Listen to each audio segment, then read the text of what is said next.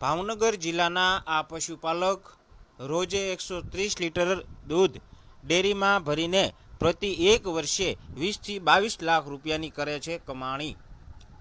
સૌરાષ્ટ્રભરમાં ખેડૂતો ખેતીની સાથે સાથે પશુપાલનનો વ્યવસાય પણ કરી રહ્યા છે અને સારી એવી કમાણી કરી રહેતા હોય છે। ત્યારે સૌરાષ્ટ્રના ઘણા બધા જિલ્લાઓમાં ભેંસોની ઓલાદો પ્રખ્યાત છે। ત્યારે ખાસ કરીને જાફરાબાદી ભેંસ, મહેસાણી ભેંસ આ ખૂબ જ પ્રખ્યાત છે। ત્યારે ભાવનગર જિલ્લાના મહુવા શહેરમાં રહેતા ભરતભાઈ ગેડી પાસે 13 જેટલી જુદી જુદી નેશનલની ભેંસો છે અને તેઓ રોજે 130 લીટર દૂધ ડેરીમાં ભરીને સારી એવી કમાણી કરે છે।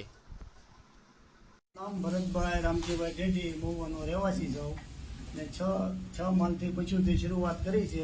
અત્યારે મારી પાસે 13 ભેંસું છે।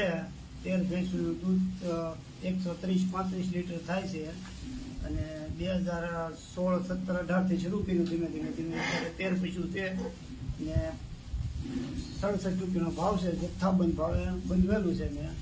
12 મહિના 20 થી 22 લાખનું દૂધ થાય છે।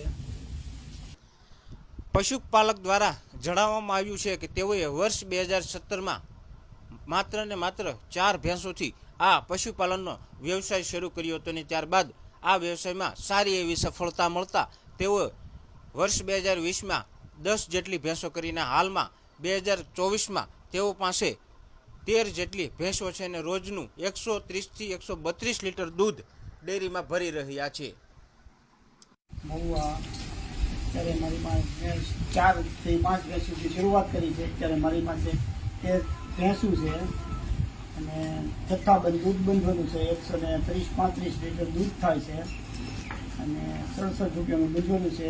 12 મહિનાનું સરેરાશ 20 થી 22 લાખનું દૂધ થાય છે।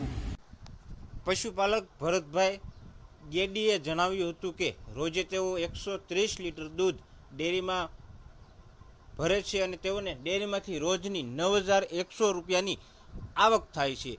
એ આવકમાંથી તેઓ દ્વારા 3000 રૂપિયાનો ખર્ચ તેઓ ભેંસોની સાર સંભાળ કરવા માટે કરી રહ્યા છે। આ ભેંસોની સાર સંભાળમાં તેઓ રોજે ભેંસોને ટોપરાનો ખોળ, લીલો ઘાસચારો, ગોળ સહિતના વિવિધ પ્રકારના ખોરાક આપવામાં આવે છે।